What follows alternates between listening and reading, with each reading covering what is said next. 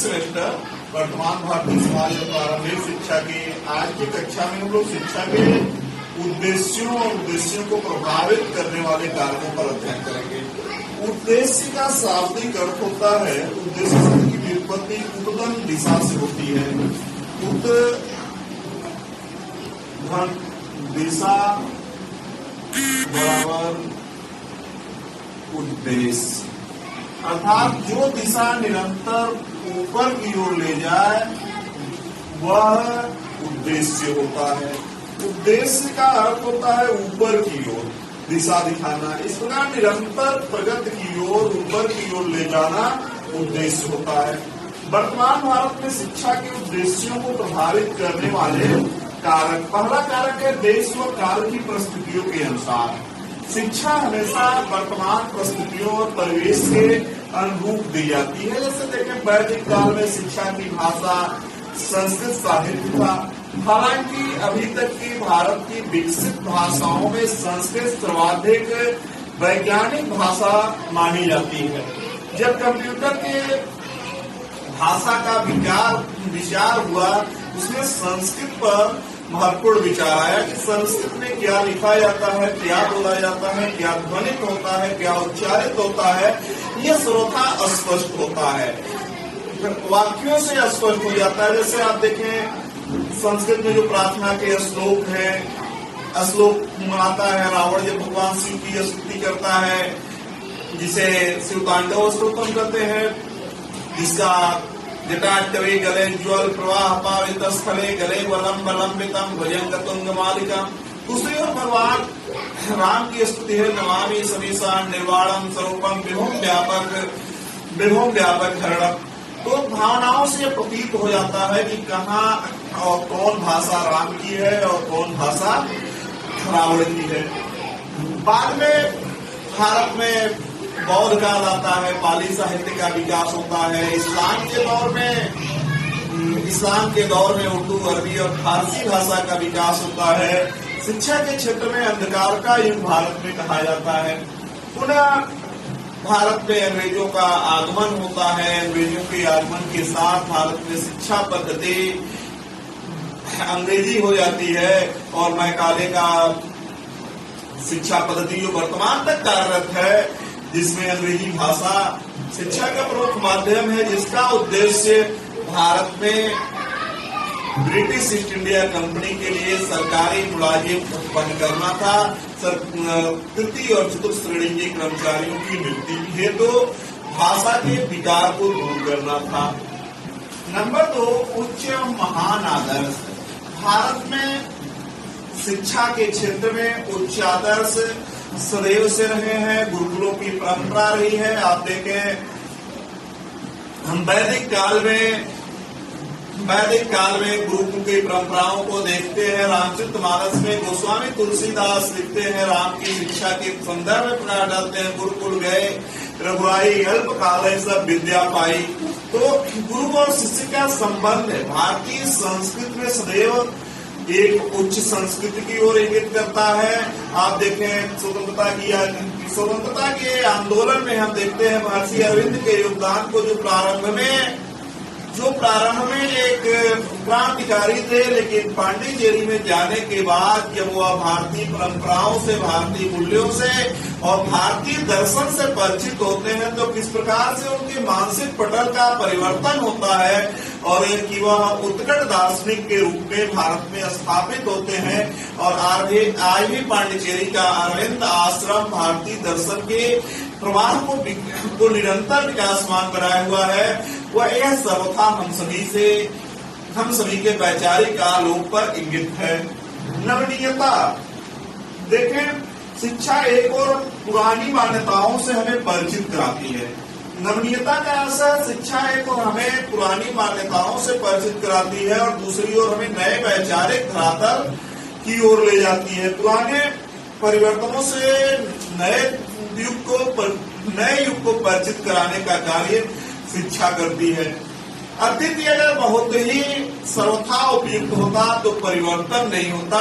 हमेशा अतिथि के नींव पर ही भविष्य के निर्माण के लिए वर्तमान में प्रयास किए जाते हैं परिवर्तन के लिए। व्यक्ति की आवश्यकताएं, हर युग की व्यक्ति की अलग अलग आवश्यकताएं होती है।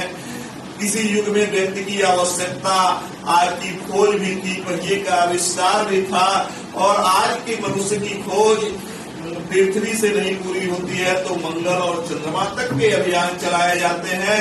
मनुष्य नए नए खोज की ओर निरंतर अग्रसर रहता है। सर्वांगीण विकास पर बल। व्यक्ति की आवश्यकता प्रमुख तौर पर क्या है? प्राथमिक आवश्यकता व्यक्ति की होती है भोजन, रोजगार, भोजन, रोजगार और भविष्य की सुरक्षा। मनुष्य हमेशा भविष्य के प्रति सशंकित रहता है और प्राथमिक आवश्यकताएं रोटी, कपड़ा और मकान, इनकी व्यवस्था मनुष्य प्रारंभिक तौर पर करता है। सर्वांगीण विकास, सर्वांगीण विकास देखिए आज के बुद्धिजीवी का मानसिक विकास तो पूर्ण रूप से हो जाता है, किंतु नैतिकता व चरित्रबल का अभाव,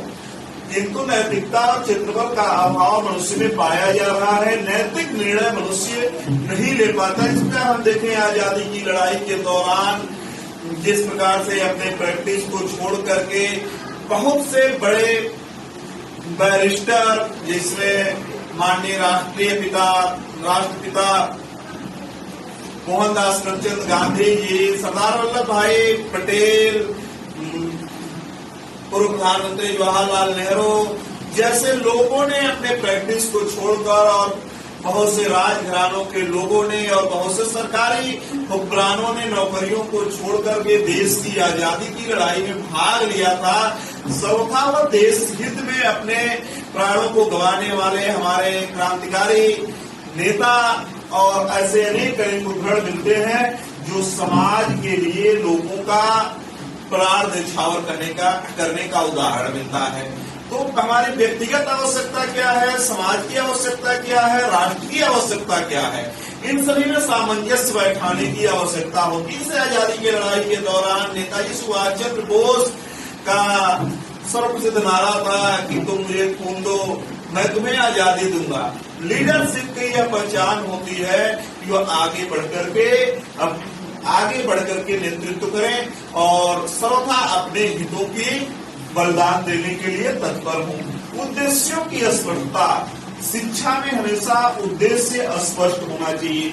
जैसे वर्तमान भारतवर्ष की जो शिक्षा पद्धति है, यह उद्देश्य इसका मैकाले की शिक्षा पद्धति के निरंतर विकास की ओर इंगित है। वर्तमान भारतीय शिक्षा पद्धति विद्वान तो उत्पन्न करती है लेकिन रोजगार के अवसर नहीं उत्पन्न करती है, और शिक्षा को अभी तक भारत में नौकरी से जोड़कर देखा जाता है। भारतीय शिक्षाविद और विचारक स्वामी विवेकानंद का प्रख्यात कथन है कि जब तक मनुष्य का उद्देश्य नौकरी प्राप्त करना होगा तब तक समाज में विद्वान नहीं नौकर ही उत्पन्न होते रहेंगे। नेक्स्ट है दर्शन। भारतीय शिक्षा में दर्शन की उत्कृष्ट मान्यता रही है। प्रारंभ से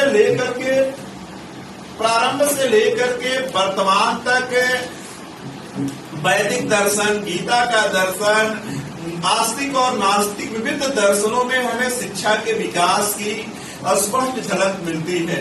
यहाँ प्रमाणों के उत्पत्ति का और प्रमाणों के सिद्ध करने के विविध प्रयास हमें उनकी उत्कृष्ट वैचारिक धरातल को और किन कृत्रिम विरोधता की स्थिति में निकलने के प्रयास पर बताया जाता है। तकनीकी उन्नति दिन प्रतिदिन भारतवर्ष में विकसित होती रही है। वर्तमान में आप देखें शिक्षा की 3 प्रणालियां जो है, कठोर उपागम, मृदुल उपागम और प्रणाली उपागम। तकनीकी उन्नति के अंतर्गत कठोर, मृदुल और प्रणाली 3 प्रकार के उपागमों का प्रयोग किया जाता है। हार्डवेयर, सॉफ्टवेयर, जिसमें तकनीकी का प्रयोग किया जाता है, पुस्तकों का प्रयोग किया जाता है और दोनों का मिला जुला प्रयोग किया जाता है। अंतिम में है नैतिक विचारधारा। नैतिक विचारधारा हम वही करें जो सर्वथा हमारे लिए उपयुक्त हो, और भारतवर्ष हमेशा नैतिकता के उच्च धरातल पर स्थित होता है। आप देखें जब हम दूर से सामाजिक मान्यताओं का अध्ययन करते हैं तो हमें समाज के रीत रिवाज परंपराएं बहुत अच्छे महसूस होते हैं। जब हम प्रैक्टिकली उन पे डिपेंड होते हैं और शिकार होते हैं तब पता चलता है कि यह हमारे यथार्थ से बहुत कटे हुए हैं और इनका व्यवहार में प्रयोग करना संभव नहीं है। धन्यवाद।